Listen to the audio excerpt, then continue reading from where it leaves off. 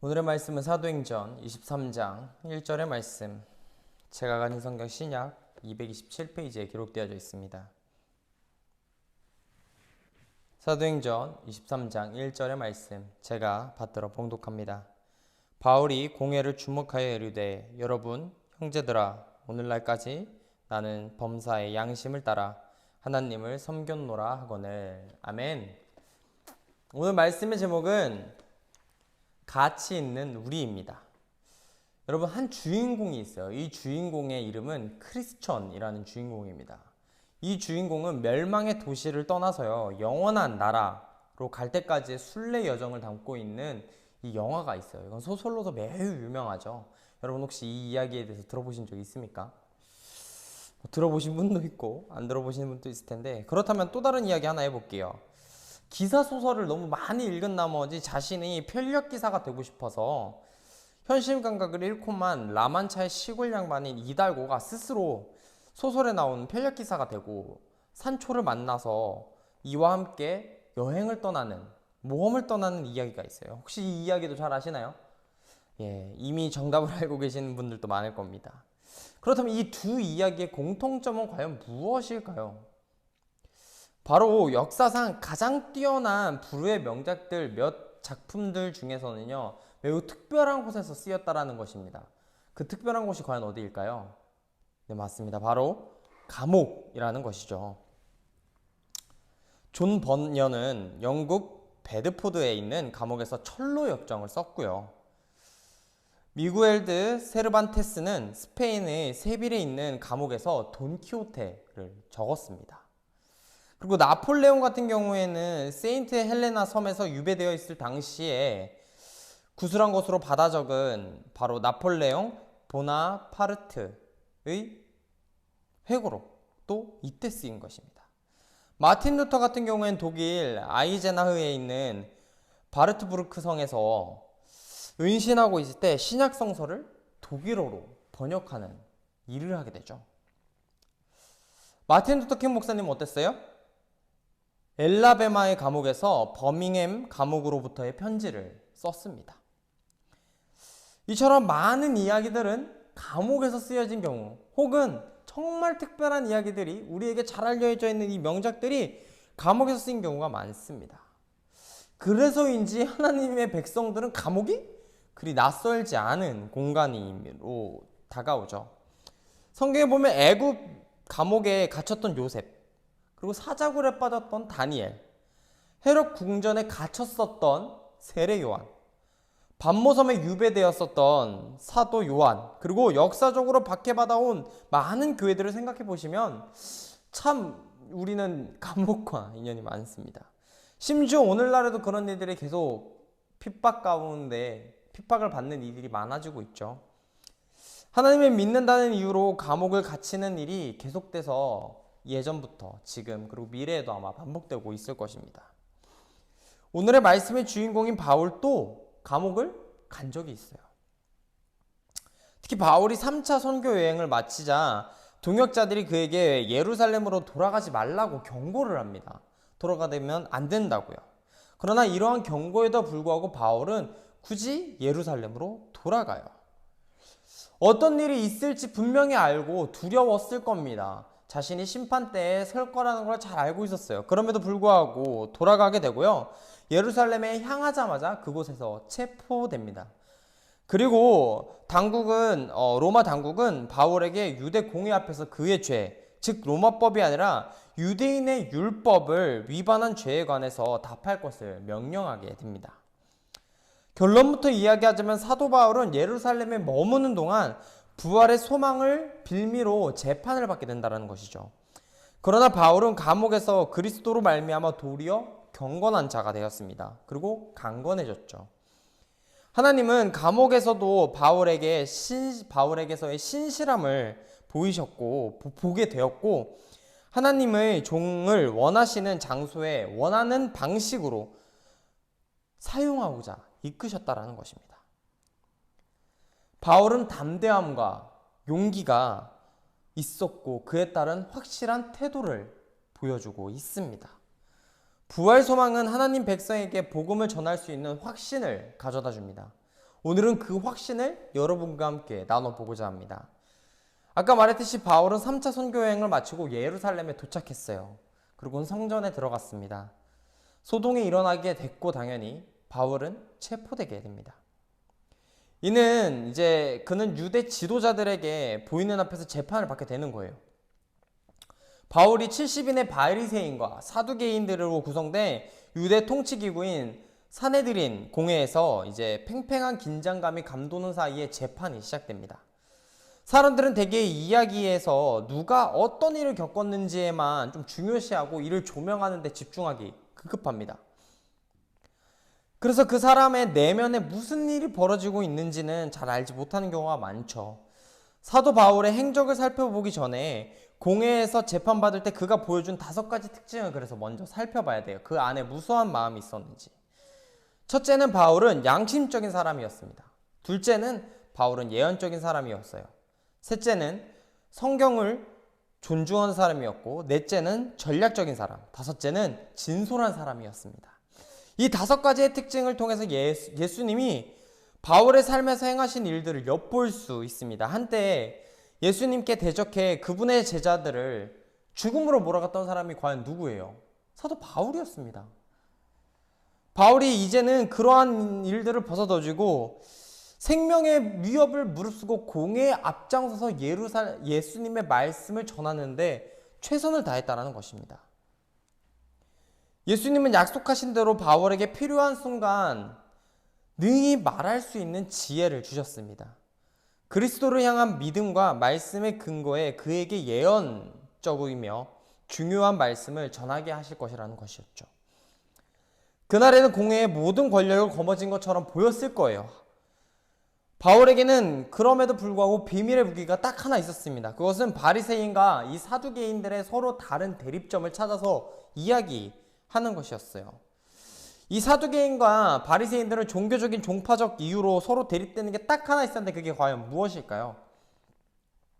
바로 부활의 문제였습니다. 이 부활의 문제는 이 두 집단에게 매우 민감한 문제였어요. 바리새인들은 부활을 믿었지만 사두개인들은 부활을 믿지 않았습니다.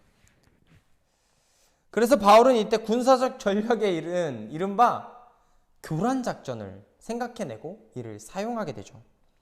그러자 바리새인과 사두개인들은 교란 작전이 통했는지 열띤 토론, 논쟁을 시작하게 됩니다.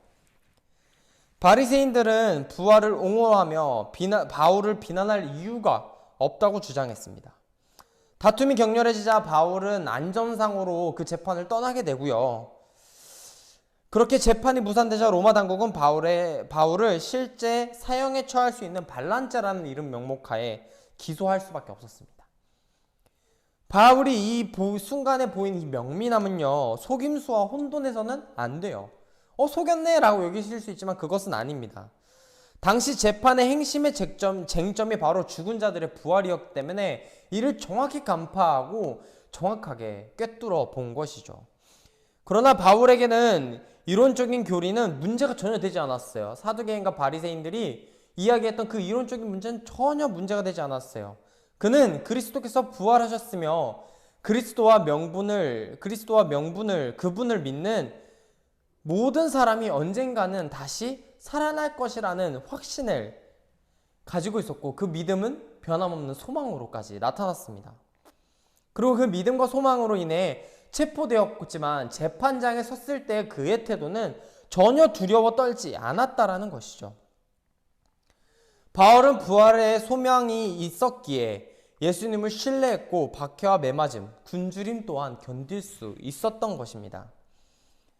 그러나 예수님의 부활은 또한 확실한 선이 있어요.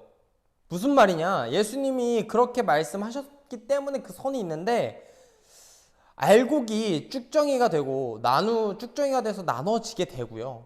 양과 염소를 구분하던 예수님은 언젠가 구원받을 자들과 그렇지 못해서 풀무불에 던져질 자들을 분명하게 구별하고 있다는 것입니다.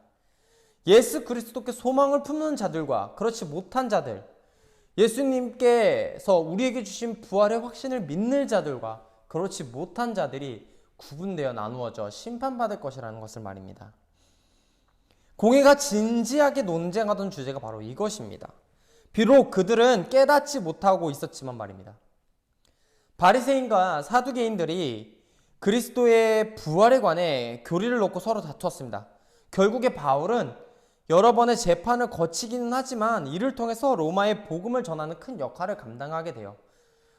그래서 사도행전 끝에 가면 결국에 이제 바울이 이 로마에 있는 모든 시민들에게 복음을 전하는 일이 일어나죠.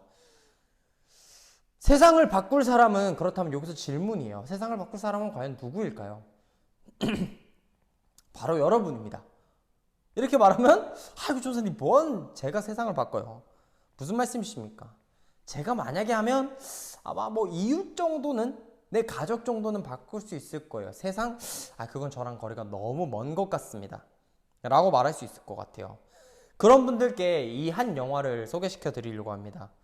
중학교 1학년 때 첫 수업 시간이 되었을 때 사회 과목을 맡은 유진 시모넷 선생님이 아이들에게 이 세상을 바꿀 수 있는 아이디어와 그것을 실행에 옮길 방법을 생각해오기라는 숙제를 내어주게 됩니다. 그래서 드레버는 이 숙제를 어떻게 하면 해결할 수 있을까 고민하던 끝에 도움주기라는 걸 생각하게 돼요. 이 도움주기가 뭐냐면요, 이 드레버가 세 사람에게 도움을 베푸는 겁니다. 주는 겁니다. 그렇게 되면 이 세 사람이 또 다시 다른 세 사람에게 도움을 베풀게 되는 것이죠. 즉, 한 사람이 세 사람에게 베풀었던 그 도움 주기는 그 세 사람이 또 세 사람을 더 도움을 주기 때문에 9명, 27명, 즉 점점 늘어나게 된다는 것이죠. 그래서 트레버는 엄마와 사회선생님, 그리고 어느 마약에 취한 이 중독자를 돕기로 합니다. 결론적으로 트레버는 나쁜 친구들에게 괴롭힘을 당하는 장면이 마지막에 나와요. 그래서 성공을 했느냐? 트레버가 결국 죽고 맙니다. 이 괴롭히는 친구들을 보고 말리려고 갔다가 칼에 찔려 죽고 말아요. 그런데 이렇게 해서 새드 엔딩으로 끝나냐? 그게 아닙니다. 이 이야기가 전국적으로 퍼지게 되면서 많은 이들이 이를 동참하게 돼요. 도움 주기에. 그래서 트레버 집으로 모이는 장면으로 막을 내리게 됩니다. 마치 그 도움 주기가 성공한 것처럼 말입니다. 그리고 성공했죠. 그 영화는 그렇게. 이 영화처럼 우리도 마찬가지라고 생각해요. 세상을 변화시키는 일은 그리 어려운 게 아니에요. 바로 내 옆에 있는 이웃들로부터 먼저 시작하는 것입니다. 하나님은 종종 세상에 미련한 것들을 택하사 지혜 있는 자들을 부끄럽게 하셨습니다. 바울은 누구보다 예상할 수 없는 인물이었어요. 유대교의 광신도였다가 그리스도의 선교사의 역할을 감당하는 자로 변하게 되었으니 말입니다. 바울의 이 23장, 사도행전 23장의 마지막 바울의 행적을 살펴보게 되면요, 귀한 분으로 대접받아요. 처음에는 오늘 읽은 본문은 죽어야 마땅한 자로 보이게 되지만 마지막에 갔을 때 결국 왕자의 호의를 받는 사람으로 변화하게 됩니다. 우리도 그러한 사람이 되기를 간절히 바랍니다. 예수 그리스도의 부활이 가져오는 변화를 한번 살펴보십시오.